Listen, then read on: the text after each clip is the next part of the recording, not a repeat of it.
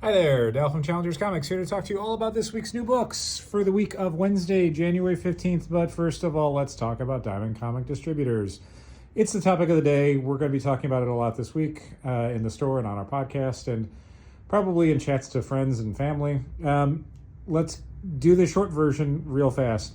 The short version is whatever Diamond is going through via the Chapter 11 bankruptcy announcement does not directly impact Challengers Comics. We source very few things from Diamond, very few comic books, and pretty much only the exclusive publishers do we deal with. So if there's any interruption to Diamond's ability to deliver comics to shops, we will probably not be affected by it in a way that you will notice. Any publishers that are affected will probably find new homes, hopefully. Beyond that, it's really not good for the industry. The Diamond of it all, the big problem is that a lot of shops primarily or exclusively get their product from Diamond, which means that if Diamond has an interruption to service, those stores are going to see it, and that's going to affect them very badly.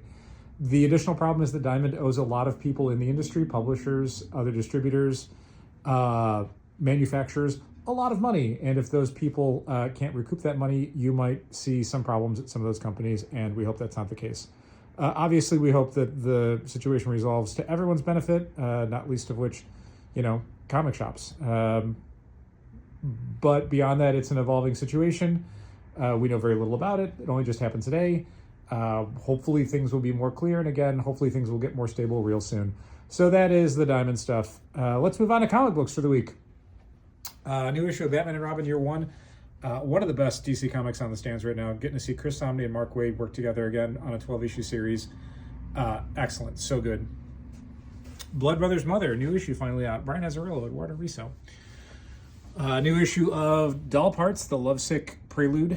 A new and maybe final of the Horizon Experiment one-shots. This is Finders Keepers from Vita Ayala and Skylar Patridge. New issue of FML. New G.I. Joe with multiple covers, including a 1 in 25 variant, which is right there.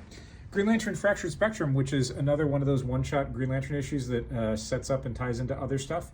Specifically, this is setting up the new Green Lantern core comic that's going to be coming out shortly. We pulled this for everyone who got Green Lantern since it's by Jeremy Adams. So if you subscribe to Green Lantern, it is already waiting for you. If you buy it off the shelf, I'd highly recommend picking this up because the next issue of Green Lantern and the upcoming first issue of Green Lantern Corps will probably assume that you've read this story. Final issue maybe of Jenny Sparks? I don't know. This is issue 6. New Moon is Following Us from Daniel Warren Johnson and Riley Rossmo. 2 covers. Riley, Dan. Second issue of New Gods, which I thought was fantastic for the first issue. This one continues its very cool exploration of the Kirby characters with Evan Cagle doing the main story, and much like the first issue had some guest art, this one has some guest art by Jesse Lonergan, who did, I want to say, Man's Best. Looks great. New issue of Nice House by the Sea. Question, which I thought was really good for the first couple issues and continues it with issue 3. Just good meat and potatoes superhero storytelling with some characters that don't get a lot of screen time normally, like The Question and Kate Kane Batwoman, Rogue the Savage Land. This is a kind of one of those retro miniseries. It's set during the Jim Lee, Chris Claremont era of X-Men. It's specifically, I want to say they say in the beginning, is like after 274. It's by Tim Seeley. The artist is brand new to me, but definitely trying to do that kind of like pre-image Marvel stuff, the kind of proto-image style. Covers by so many people, including a really cool Russell Dodderman design cover, where he tries to take apart that Jim Lee design and kind of explain where it came from.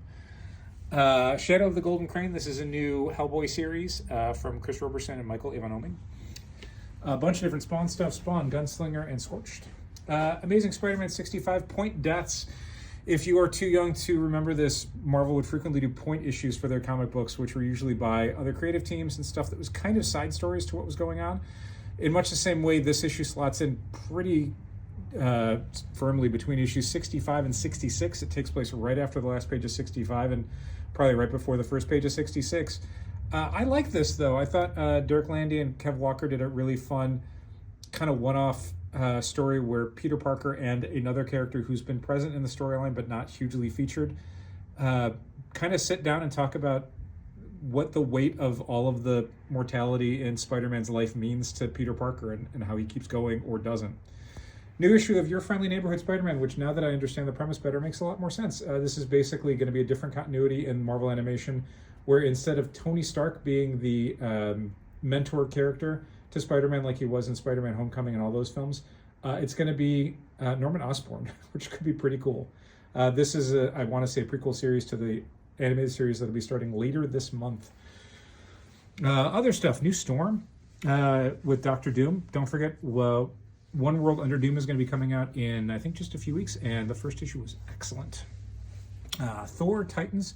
Phil, an artist on Titans, but I'm really enjoying this kind of back-to-basics Titan stuff. And also good, quicker kind of superhero, supervillain stories. This isn't like a series that's trafficking in 5-6 issue build-up things. There is an overarching plot that's happening and a story that's building in the background, but in each issue you get kind of a cool Titans have to fight a villain and figure out a way to defeat them. It's great. Big book for the week, Ultimate Wolverine #1, with a variety of open order and incentive covers. This is a new, I can't remember how many parts this is, somewhere between 8 and 12 parts. Chris Condon's the writer who did That Texas Blood. The artist is Alessandro Cappuccio, who did Moon Knight for like 3 or 4 years. This is Ultimate Wolverine. Basically, what if Logan was the Winter Soldier? An incredibly violent first issue. The third or fourth of the What If one-shots, What If Galactus transformed Moon Knight in this one. Second issue of Wolverine. This is the first issue for Laura Kinney Wolverine was very much done in one, giving you a little bit of the premise, a little bit of what Laura Kinney's doing outside of being an X-Man. This is the first of a multi-part story. Erica Schultz is bringing over the Elektra Daredevil, who she's been writing about in a bunch of other books, to fight and maybe team up with Laura Kinney Wolverine.